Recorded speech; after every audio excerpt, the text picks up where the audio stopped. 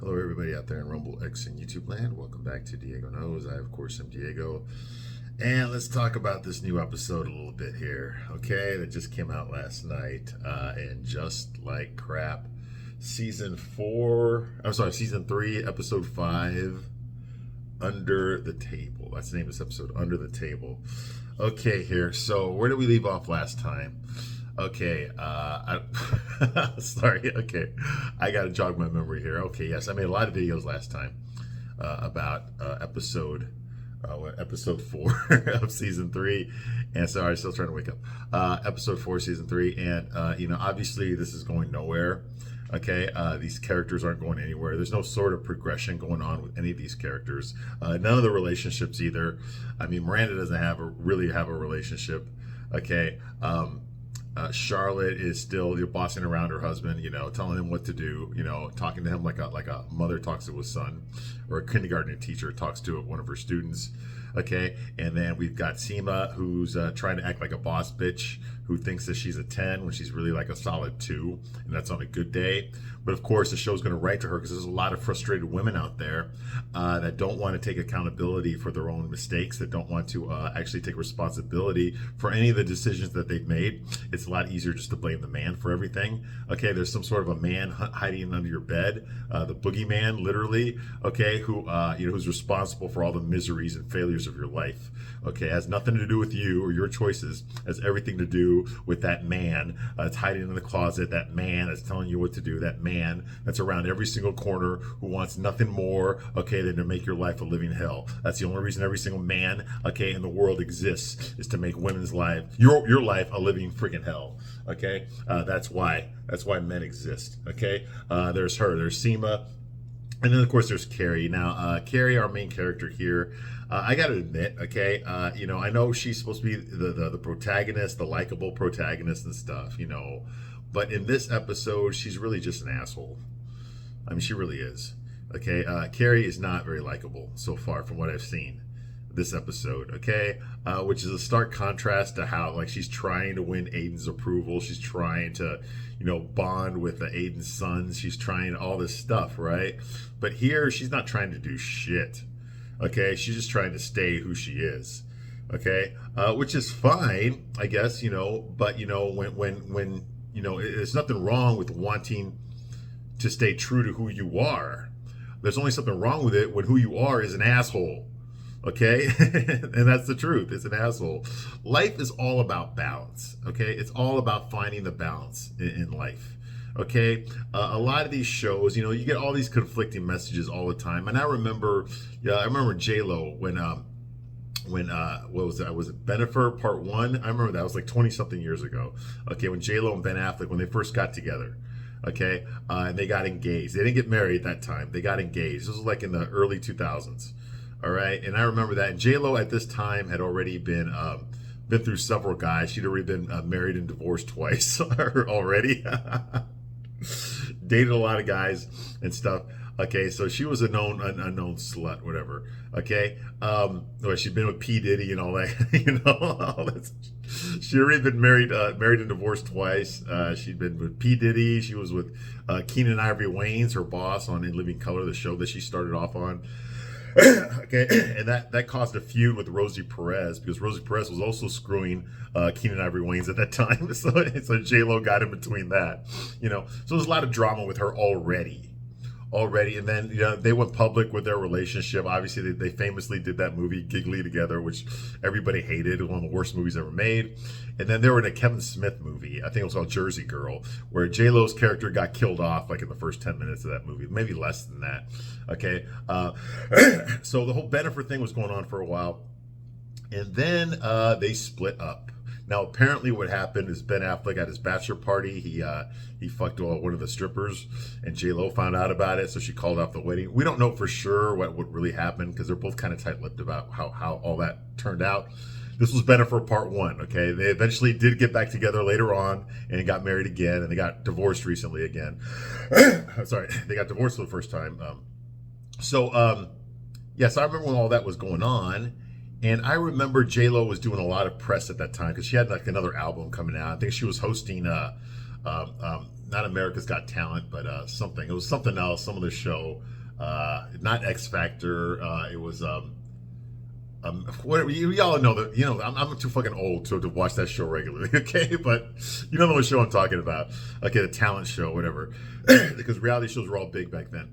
And she was doing all these interviews and stuff. And I remember she did a thing where she showed up on some sitcom, and she said that true love, it's hard to find. And then she says like, who am I kidding? What the hell do I know about it? That kind of thing. So she's making fun of the fact that she goes through all these different guys and none of them ever work out. Okay, so for her, that was a joke. Okay, it was a joke. All right, that she couldn't find love. All right, but the truth is that she was the problem. Okay, what is the common denominator here? It's her. Okay, it's J-Lo. I'm not saying Ben Affleck is an angel either. He's also got his own issues, okay? But the point is that J-Lo refused to take responsibility for her own actions. She never said, I'm a piece of shit girlfriend, I'm a piece of shit wife. And I need to work on that. I need to be better. I need to do better. No, it's always the man that needs to do better. Ben Affleck should have been a better husband. He should have been a better boyfriend. He should have, he should have kept it in his pants. He should, like J-Lo never cheated before. Okay, she cheated on both of her husbands. Okay, so how dare she judge her fiance for doing the same shit that she was doing herself? This is ridiculous. Okay, all of a sudden somebody holds the moral ground or some shit like that. Okay, no, that's not the way it works. Okay, it's all about the narrative. It's all about somebody telling you I'm good and you're bad, okay? And people can phrase things to make their actions seem like it's good when it's not, okay? And that's how they manipulate you. That's how these TV shows manipulate you, okay? They show you one side of it and expect you just to go with that, okay? You don't get to see anyone else's side, okay? These things are dated, okay? These things are all about like I'm telling you that I'm good and I'm only going to show you the good things that I've done. I'm going to leave out all the bad. Or the bad stuff that does get uncovered, I'm going to blame my partner for that. You see what I mean? Therefore, I'm absolved of any responsibility. I'm absolved of anything, okay? Carrie in this episode, she's a fucking bitch. She is a bitch, okay? She's got a new neighbor that just moved in, okay? Who apparently she knew about, but she forgot about him.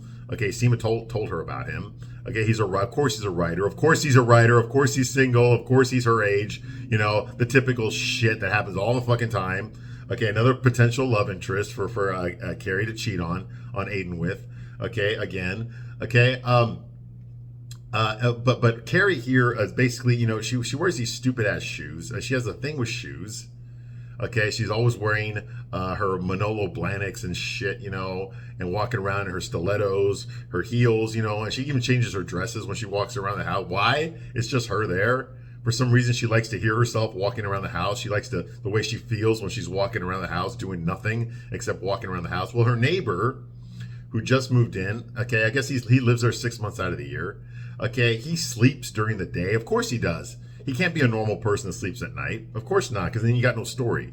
So of course he sleeps in the middle of the day, and he can't sleep because of Carrie walking around in her heels making noise. Okay, so that's got to be the conflict there. And is Carrie doing anything wrong? Is she being disrespectful to his quiet? Okay, of course she is. Okay, but the show's not going to tell you that. The show is, those are my heels, and if I want to wear them in my own house, I will wear my heels, okay? You do not tell me I cannot wear heels, okay? You do not tell me if I can wear heels. I wear heels, okay? That's who I am, okay? Despite the fact that she never bought any carpet, no rugs, no nothing to muffle the noise, okay? So she's being a total fucking bitch here, okay? She knew that this guy was living there. Okay, she didn't know what hours he slept, but she knew he was living there. Okay, and that he'd be back eventually. Okay, but yet she just had no regard for his, his own privacy. Basically, he can't fucking sleep because of her. Okay, now why in the fuck does this guy have to sleep during the day? It's not really explained. He just says that he writes better when he writes at night. I don't fucking know. It's ridiculous. This whole show is ridiculous, okay? Why does it always have to be like these extravagant circumstances with all these people, okay? Why the fuck does the gardener have to wear a Burger King shirt, okay? And why does he have to be super good looking? And why does he have to fucking, know how to flirt with all of his clients and shit, right? And have an autistic, little brother that helps him out. This is just ridiculous, okay? And why does Seema always seem to be hating men and all surrounded by other women that also hate men? This is ridiculous. Like, what the fuck? There's nobody on this show that's gonna tell Seema quit being a fucking bitch, okay, and grow the fuck up and quit blaming men for all your fucking problems. That's the reason you're ugly, you're fat, okay, you're an alcoholic, you smoke like a fucking fish, but you think you're a fucking 10. Okay, that's the reason why. Is you don't consider other people's feelings. You only consider yours. You think your feelings are so fucking special that the whole world needs to bow down to how you feel about yourself every fucking day. Okay? If a guy was doing this on the show, he'd be a villain. Okay? He'd be the fucking asshole of the show that you hope you get his dick gets cut off by the end of the season. Okay? But because it's a woman, you're supposed to empathize with her and go, oh, I totally understand what that's like. Oh, yes, Seema, you go, girl. Get the fuck out of here with that bullshit. Seema's a fucking piece of shit. And I'm going to tell you that. I'm going to fucking tell you that because I'm a fucking straight guy. I got nothing to gain by lying to you. Okay? No guy's going to fucking tell you this. No guy. There's no men on this show. They're all fucking gay. Okay? And the other guys, okay, they're so desperate for a fucking acting job, they'll suck any fucking dick just to have fucking 30 seconds of screen time on a fucking TV show. Okay, they'll take it up the ass, okay, if it means they get a walkthrough scene. Okay, so don't fucking tell me that the way men really, no, they're not. No, we're not. This is not fucking real. This is not fucking real. Maybe you wish it was real. Maybe you see it that way, but it's not fucking real. Anyway. I'm getting worked up. Haven't even started talking about the episode yet. All right, let's talk about this. And just like that, season 3, episode 5. Under the table. Okay, so Carrie, of course, we get the narration of her writing her stupid ass turn of the century, 1800s, book about fucking women that used to live in her building. This is stupid. Okay, when the hell does she go from writing about sex and relationships to writing like fucking historical fiction? This is stupid. Okay. Anyway, so Carrie watches her neighbor coming, gets out of an Uber or whatever, and walks inside underneath her house. I thought she owned the whole building, but apparently she only owns the apartment. She doesn't own the whole building. Okay. Someone else owns the apartment underneath her. All right. So that's going on. Okay. She puts on expensive heels, okay, and clothes. And why does she do that? Why does she wear these expensive dresses? I mean, I'm looking at the dress that she wore, and it probably cost about $500, maybe $700. Okay, and I have no idea how much those shoes cost because I'm not fucking gay. Okay, but she's wearing all these different shoes. Obviously, the costumer for this episode is putting her shit out there, right? I know it's not Patricia Field who did the costumes, the fashion for the original show, Sex and the City. It's someone else, okay? But yeah, clearly the show wants to highlight Carrie's clothes. Okay, she's wearing very expensive clothes, and for what? So she can walk around her fucking house alone? Listen to herself walking? I mean, it makes no fucking sense. There's nobody there except her cat. Okay, so what the fuck? And I get the metaphor. There's nobody there except her cat. I get the metaphor. Okay, it kind of hits you in the face, doesn't it? But for why is she wearing all these? Why would a girl get all dolled up? Okay, and put on these just so she can walk around her house? This is dumb. Okay? And literally, Carrie literally has nothing to do. She has nothing to do on this show. So what do? They just got to find something. They have to find someone to react to her so that she can have something to do. This is no fucking big deal, for Christ's sake. It's like, what the hell? What the hell is she doing? Okay? This is ridiculous. Do something. Get a fucking job. I know she don't need the fucking money because she murdered her husband and got all of his money. I get all that. But go volunteer. Go fucking do something. Go help society, okay? There's people out there, okay, that don't have it as good as you, that could really use, especially in New York, okay, with all this shit going on there right now, that could really, really use your help. Use your time. Use your service, okay? Instead of just spending all your fucking days and night playing with your fucking pussy, okay, and walking around in expensive clothes and your fucking high heels, okay, that nobody's gonna watch because you're not dating anybody because your boyfriend is in fucking Virginia and you're not gonna see him for another fucking 5 years. This is ridiculous.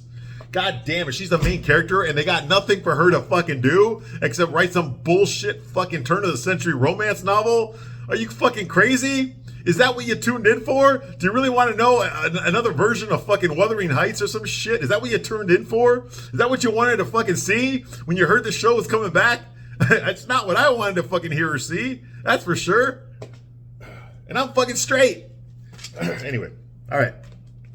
So, of course, we get the obligatory, these boots are made for walking, which was popularized by Frank Sinatra's daughter, Nancy Sinatra. That was her one-hit wonder song. Okay, but someone else is singing it now. It's a cover version, so who gives a shit, right? I guess they couldn't afford to pay for the actual rights to that song.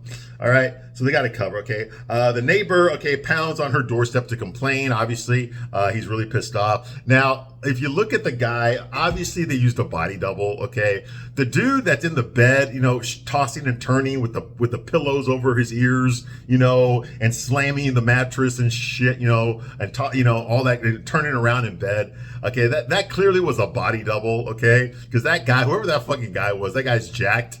Okay, obviously this guy's probably in his 30s or something, okay? Clearly he lifts weights, okay? I know, I can sense my own, all right? He's jacked, all right? Clearly, it's because we don't see his face. We just see this brunette guy tossing and turning. Clearly he's a young man. This is not the same man that's pounding on Carrie's door, right? The man that's pounding on Carrie's door is clearly in his 50s or 60s. And he's fully dressed, okay? And clearly it's not the same guy, okay? He's got gray in his hair, gray in his beard, okay? Clearly it's not the same guy, all right? So why did they do that? Did they get one of their gay friends to fucking play the body, okay? And then get the real actor just to play the guy with the clothes on? I mean, this makes no sense, okay? Do you not, the fact that I called this out immediately, and all of you could notice that, the guy tossing and turning in bed is not the same guy that's pounding on Carrie's door, okay? Clearly it's not, all right? But we're supposed to ignore that? This is ridiculous. Okay, so that's going on here. We meet this guy, he's pissed off, his name is Duncan Reeves, he's a British guy, of course he is, he's a goddamn limey, all right? You know, he tells her he's really upset, obviously. He sleeps during the day. That's when he does his work. He works at night. That's what he tells her, you know, and he can't just clickety-clackety, clickety-clack. All I hear is this clickety-clackety-clack. So he's a rude guy, too. I get he's upset, but damn it, first impressions are everything, okay? Really, this is the way you want Carrie to meet you, all angry and pissed off. You know, you should probably be like, excuse me, I'm sorry, I'm trying to sleep downstairs, you know, but I keep hearing your noise. I sleep at night, I sleep during the day, blah, blah. He could have been nicer about it. But of course not. He's a stuck-up British guy. All right. His name is Duncan Reeves. Okay. He says like the former tenant who used to live in Carrie's apartment before did not make nearly this much noise. And she was bedridden. He's like, well, you know, well, I'm sorry for her. Yeah, sorry for her. You know, sorry for her. Good for you, but sorry for her, right? You know, good for you, but bad for her. She was bedridden. That's why she didn't make any noise. You know, that kind of thing, right? Okay, and Carrie says she moved in 3 months ago. Wait a minute, 3 months ago? Wait, it's 2025. You moved in 2023. How was that 3 months ago? How was that 3 months ago? Okay, you moved in 2023 at the end of season 2. So how, and you bought the place for you and Aiden, and then Aiden had his fucking, Wyatt had his fucking breakdown, his little drunk driving accident, and then Aiden told you he's going to stay in Virginia after all. So how was that 3 months ago? What year is it on this show? What the fuck? All right, anyway. So he asked her to remove her high heels, please, when she's walking around, okay? Okay, because he sleeps during the day, okay? And of course, Carrie's just like, oh, hell no, you don't tell me I can't wear, that's a bit too far. No, okay, come on. Your neighbor is complaining. Okay, if it was the other way around, wouldn't you ask your neighbor, okay, to keep it quiet for you? If you were trying to sleep, okay, does that thought ever fucking cross her mind? No, it doesn't, because all Carrie ever thinks about is her fucking self. She's been that way ever since fucking Sex and the City. Her problems are everybody's problems, and everybody needs to find a solution to her fucking problems. It's their responsibility. That's why she keeps her fucking lackeys around, so she can tell them her problems, and they can figure out a solution to her problems, okay? That is the whole fucking point of Sex and the City. It's the whole point of fucking Carrie, okay? Everybody needs to know what's going on in her life at all fucking times, and whenever another character who's just as superficial as her starts telling Carrie about their problems, Carrie immediately changes the subject and goes back to her own problem. No, let's get back to the important stuff. My problems. Okay? And that's basically who Carrie is. She's a fucking cunt. And I called that out. I've reviewed every single episode of Sex and the City. I already called all that out when I reviewed those episodes. Okay, it's on this channel. You don't believe me. Anyway, moving around. The next scene here. Okay, the women are all at a fancy restaurant like they are every single fucking episode. Okay, remember Sex and the City when they used to go to that diner all the time? They never said the name of the diner. They're always at that same diner every fucking day for breakfast, lunch, and dinner. Well, now they're at a nice restaurant for breakfast, lunch, and dinner, okay? And Seema has joined the quartet. So Seema is officially part of the 4 women now. Because remember, you'll always see 3 of them dining together, okay? Or you'll see 2 of them dining together. Oh, not that. Oh, so my bad. It's always 3 of them, or there'll be 4 of them, but the 4th person is always like a guest, like a Stanford or an Anthony or something like that, okay? It'd be just a guess. But now it looks like it's official. Seema is part of the 4 women now. Why? Because she's ugly and fat and hates fucking women and smokes and drinks is a piece of shit, so she fits right in. Okay, and she's a person of color, so they can't claim racism anymore. No, Charlotte doesn't count. She's not really Jewish, okay? She was born Episcopalian. She's white. Okay, well, I mean, Jews are white, okay, but I'm saying she was Christian. She was actually Christian and converted to Judaism. All right. So women, they're all complaining about their neighbors in the restaurant. Okay, apparently Miranda also has a neighbor that pisses her off, okay, who plays his guitar too loud, okay, and while she's trying to work, so it pisses her off too, so she got the same problem, and I don't give a shit about Miranda, okay. So that's going on here, okay. Duncan comes to New York 6 months out of the year. That's what Seema tells you. I told you that when I sold you the apartment. I told you that you had a neighbor who's here 6 months out of the year. You forgot about it. Blah, blah. Okay. He's a writer, apparently. Okay. And they know who she is. I mean, Charlotte knows who this guy is. Her husband, Harry, has been reading his book. Okay, wherever the fuck that book is. And Miranda definitely knows who Duncan Reeves is because she read one of his books in one day. Wow. It must have been lesbo fan fiction about ugly women, fucking uglier women. All right. That's what he writes. Okay. So anyway, so Duncan Reeves is a writer, of course, a very famous writer. So that, of course, means that he's single, has no kids, you know, that kind of thing. You know, he's available, you know, he's got his own fucking profile on dating apps and shit because he needs some pussy. Of course, all successful writers are like that. Didn't you know that? Oh yeah, no one on the show is successful.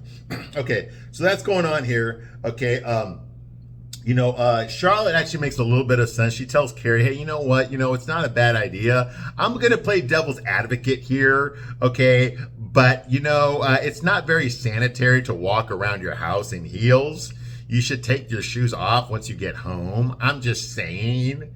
You know, and of course, Carrie's like, well, I'm going to be a Devil Wears Prada advocate here. And I'm going to... She's like, where is it? I'm going to wear Devil Wears Prada advocate here, and I have a right to wear my heels in the house. Like that, okay? Like the bitch she is not, okay, all right, okay. Okay, I understand that some of you are mad at me, okay? Yes. I was reviewing that movie before this season started. And if you've been paying attention, I know most of you didn't watch those videos, but some of you did. Okay, if you've been paying attention, obviously I have not finished reviewing The Devil Wears Prada. My bad.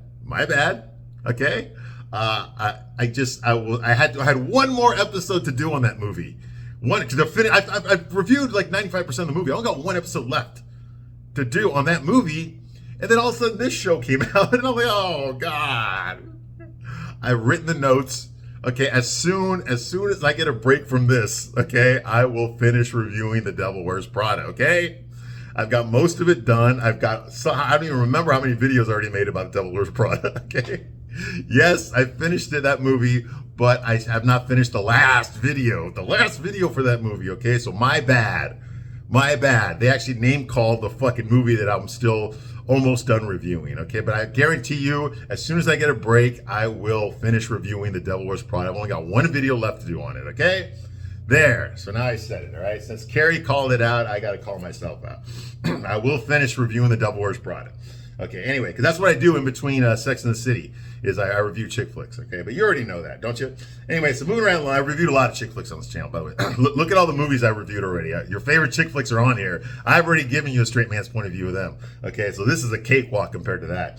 Oh, don't even get me started on some of this shit. All right, anyway, so that's going on here, okay? Blah, blah, blah. She has a right to her shoes. That's what Carrie says. Duncan Reeves, like I said, apparently he writes nonfiction. He's a famous author of biographies. Okay. Of course, Miranda almost goes straight when she hears his name. Okay, and all of this is a moot point. Okay, what nobody fucking talks about in this scene. Okay, Carrie keeps talking about the noise and how her rights, she has the rights. Okay, but but nobody ever mentions, why don't you just get a fucking carpet? Just get a thick rug. Okay, get a fucking carpet, for Christ's sake.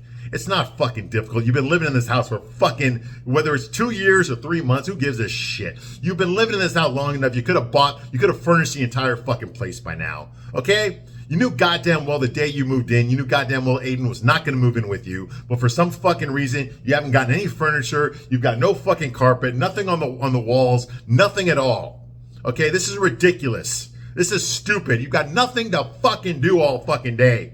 Okay? You don't have to fucking work. You don't have to fucking write.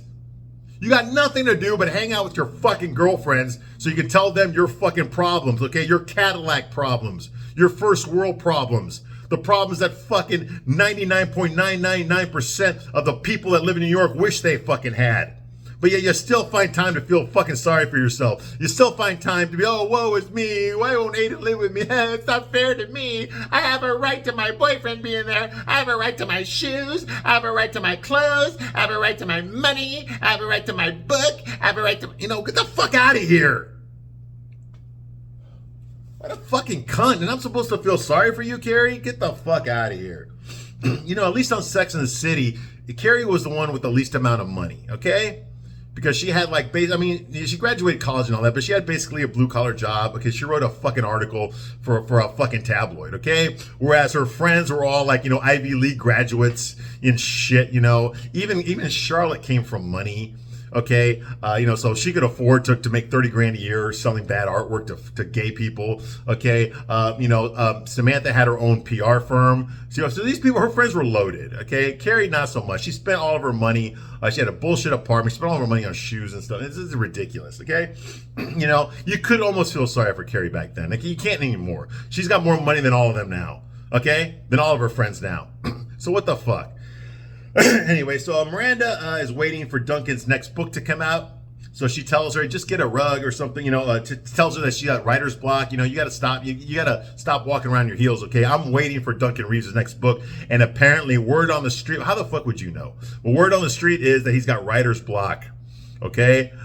So he's not going to publish his next book until he gets some fucking sleep, all right? So she tells Carrie to take off her shoes. Just take off your shoes, okay? Not buy a rug, not buy carpet, just take off your shoes. All right? And Carrie says, I don't care if it's Bill Shakespeare renting an apartment underneath me. The heels don't come off. Like that, okay? Like the ugly fucking troll that she is. Oh my God. This is what I'm talking about. Carrie's just a fucking asshole. She's just a fucking asshole. Why am I supposed to feel sorry for any of these women on the show? All these women are fucking assholes. Okay? Ladies, have you ever watched a show where everyone's a fucking asshole? You don't really like them too much, do you? Okay? There is an exception to that rule, okay? If you're charming. Okay? Look at Tony Soprano, okay? He was an asshole on The Sopranos. But you know what he also was? He was charming. Okay? In a sense, he was charming. Okay? Because he knew how to turn on the charm, and then all of a sudden, boom, he hits you with the violence. Okay? So Tony knew how to act like a normal person, okay? And then the shift would happen when he would lose his temper. And he never just lost his temper at all. You could see that, the shift slowly happening. You could see it in his eyes. You could see it in James Gandolfini's performance, okay? So there's something mysterious about that. There's something captivating about that. There's something charming about that, okay? That's why he's so special, okay? If you look at someone like Don Draper on Mad Men, he also could do that. John Hamm could pull that off, okay? He's a fucking asshole. But you know what else he is? He's charming. He's charming. He's a bad guy. He's a selfish piece of shit. But you can't keep your eyes off of him because he's so fucking charming. Okay? That's the secret that some men have. We're able to be charming. A charm overcomes looks. It overcomes money. It overcomes everything. Guys, if you have charm, the women are going to fall for you. Has nothing to do with your looks or any of that shit or your money. Nothing like that. Okay? If you got charm, the women are going to fall for you. Women, not so much. You know why? Because there's no fucking charming women. There's almost no charming women in the world. Women have to rely on their looks. They don't have to rely on their personality, okay? None of these fucking women on this show are fucking beautiful. They're all fucking ugly as hell. Not just on the outside, but on the inside as well. And none of them possess any charm. The only person who had charm was Samantha, okay? Kim Cattrall brought charm to the show, okay? She was very likable despite the fact that she was a fucking ignorant fucking piece of shit slut. Okay, she was charming. You could not help but look at her. You could not wait to see what she was going to say next. Okay, she was the id of all the women that were watching the show. She was the basic animal side, the animal sexual side of all the women that were in the show. She spoke out.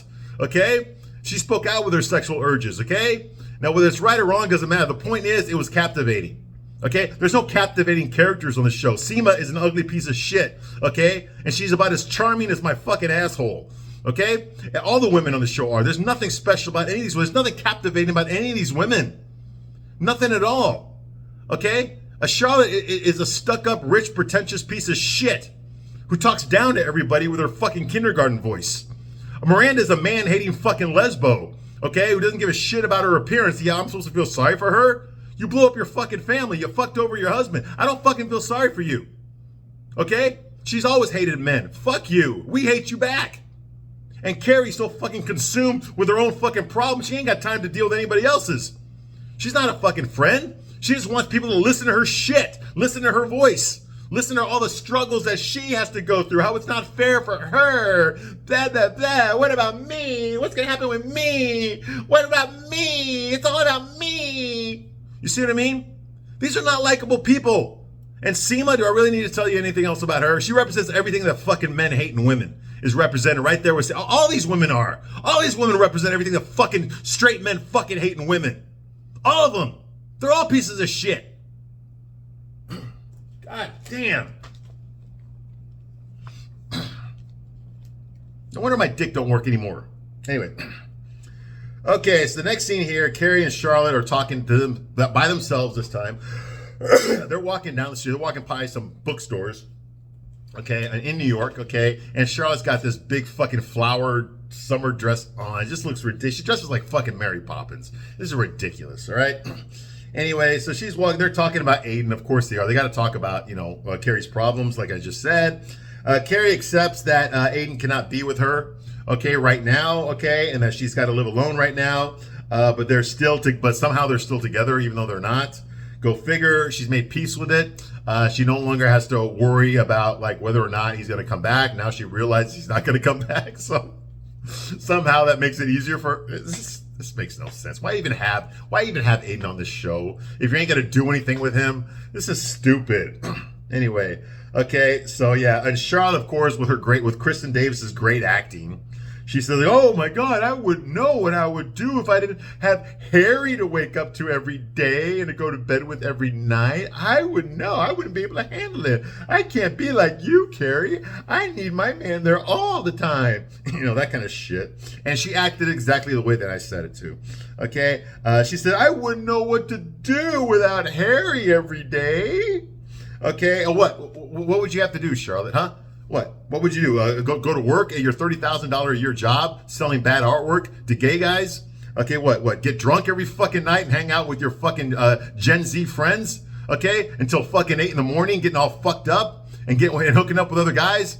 What? You want to be able to do that without Harry? Okay, why don't you get a fucking punching bag at least? Okay. Because the punching bag doesn't need you to tell the punching bag doesn't need you to tell the punching bag why his dick won't work and that everything's going to be okay and that he's still pretty. Okay? So what would you do without Harry? Oh, my bad. I apologize for everything I just said. Okay? That's not what I meant at all. That's not what Charlotte meant at all. I'm sorry. My bad. Okay? What she really meant was, who the fuck is going to pay for her fucking lifestyle if Harry's not fucking alive to do it? What? Who's going to pay for that? Who's going to pay the property taxes on that apartment? Okay? Who's going to pay for the private schools that your kids go to? Who's going to pay for the fucking, for all that furniture, for the vacations that you take all day, for your fucking wardrobe that you wear everywhere? Who's going to pay? Oh yeah, Harry. Harry has to pay for all that shit. That's why you treat him like a piece of shit. That's why you tell him what to do. That's why you give him ultimatums all the time. Okay? Because who's going to pay for all that fucking shit, right? Without Harry to be there for you every single day. That's right. Good fucking point. My bad. I totally misread that whole situation right there. Okay? Now, the next scene here is Miranda. Miranda doing her stupid shit. I guess she got an apartment now. I guess she's not living in an Airbnb. Who fucking knows? Anyway, she's there on her laptop and she can't concentrate because this electric guitar is playing across the hall. It's very loud. And now, is this the only neighbor she has? Okay, because doesn't it make sense that this guy plays this? Like, he'd be waking everybody up on the floor, not just Miranda. Okay, so a lot of people would be complaining. It wouldn't just be Miranda. Okay, but anyway, we don't know. So Miranda goes over, she writes a little note on a piece of paper and slides it under the door. Okay, and after she does that, the guitar playing stops. Okay, so she's like, yeah, all right, good for her. Good for your fucking butt ugly lesbo shit. All right, the next scene here is Harry. Okay, Harry and Charlotte are going for a walk at night. They're walking the dog, Richard Burton, yes. Charlotte named her pit bull after one of Liz Taylor's two of Liz Taylor's husbands because she married Richard Burton twice. That's why I said two. Okay, yeah, Richard Burton, she named it. Okay, Liz Taylor was the other dog that she had who already passed away. So that's going on here. They're walking Richard Burton at night, and the reason they're doing that is because Harry wanted to talk to her in private. Okay, he reveals to her that he has prostate cancer, which explains why he pissed himself at the nightclub a couple episodes ago. It also explains why he can't get his dick hard. Last episode is because he's got prostate cancer. All right, boo-hoo-hoo. Now I got to check myself, too. Anyway, so that's going on here. And, of course, Charlotte panicked. Oh, my God, Harry! Who's going to pay for everything if you die? Oh, my God! What are you going to do? You know, that kind of thing. Because, I mean, Harry is her meal ticket. Okay, she don't have to do shit. All the women are. All right, so 98%, he tells her that there's a 98% survival rate, and they caught his prostate cancer early, so he's going to be okay. All right, he tells her not to worry. He plans on living a long time. Okay, he promised to her that he's not going to die for a long time, makes her promise to keep it a secret, which we all know goddamn well Charlotte's going to tell everybody. Okay, and she's like, I don't want to be that cancer guy, okay? And no, because she offers to quit her job to take care of him full time. He's like, no. You don't get to quit your job, okay, so you can still stay out all night and get fucked up with your younger friends. It's okay. Don't worry about me. Okay, he tells her, of course he does. What else is he going to do? Tell her no? This is when the fuck is Harry ever going to tell Charlotte no about anything? When the fuck does he ever stick up for himself? When does he ever say something like, hey, you know what, maybe you ought to try being like a better wife or a better mom? Maybe you shouldn't fucking make demands on me all the goddamn time. I'm the one who's fucking working here. I'm the one who's putting the fucking, the bread on the table, the Jewish bread on the fucking table every fucking day. All right? Maybe you ought to give me a little bit of fucking respect and quit talking down to me and quit emasculating me in front of the fucking kids. Okay? Maybe, just maybe. Anyways, that's going on here. Apparently they were going to go on a camping trip with Lisa and her family. Yeah. The black version of Harry and Charlotte, okay? Lisa and Herbert, okay? Yeah, they were going to go camping, but he decided not to cancel the camping trip. Just because he's got prostate cancer, he doesn't want to cancel the cancer trip. So the very next scene, Lisa tells her husband, her piece of shit beta male, soy boy, limp dick, closeted homosexual husband, Herbert, who's basically a black version of Harry, okay, that she's going to go out of town to fuck some other guys this weekend. And she gives him a list of responsibilities that he has to do while she's gone. Oh, by the way, her job that's so important, she's a documentarian. She's a filmmaker. She makes documentaries about pioneering black lesbians. All right. She's been working on this one for 9 years and it's still not done yet. Okay. So she got to work on it some more over the weekend while she's fucking the big dick NBA player, Jax from Mortal Kombat. Anyway, so she can't be there. Okay. So she tells him, gives him a list of things to do, whatever. And she tells her that we're going to go glamping with Goldenblatts. Okay. Harry and Charlotte. Oh, I don't even know what the fuck glamping means. It has something to do with camping. I have no idea what it means. Anyway, he's like, no, you didn't tell me I have to do other things. I'm running for comptroller for the city of New York. I got things to do. I got responsibilities. I can't go glamping. I don't even know what glamping is. And she's like, no, I told you we're going to glamping, so we're going to go glamping. But did you tell me? I told you. Yeah, but did you tell me? This goes on for fucking 30 minutes. Anyway, she basically tells him, you're going to fucking do it or else. Okay. And so, of course, he caves in, glamping. Okay. And he's really hung up on that word glamping. Who gives a shit, man? This episode's already crap. Okay. I'm going to stop right here, but I'll be back to continue my review of this newest piece of crap episode of And Just Like Crap. I thank you very much for watching this long, and I will see you soon on the next one. Bye.